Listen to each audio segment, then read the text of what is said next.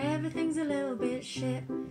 We don't know how, but we've landed in the thick brown mud of existential despair. Yeah, I went there.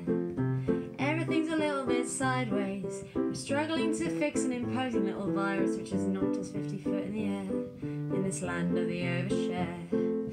It won't affect me because I'm healthy. It'll affect somebody you love. So be more kind and don't be blind to this anxiety-inducing shitty mega flu. Contagious as hell, let's mass by a loo roll. Banter's all that as we fist bump elbows, heading home alone and feeling bored and blue now. You got the kiddies asking what to do now, and your latest contract is falling through now.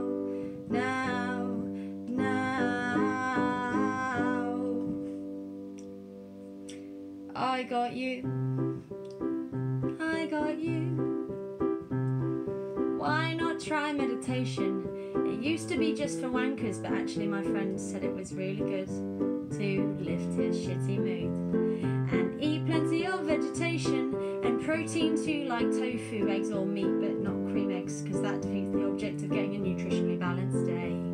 Though they do taste great, okay. And don't forget to sleep. It's a science fact that you act more of a twat when you haven't had a decent shut-eye, and then head out to panic buy.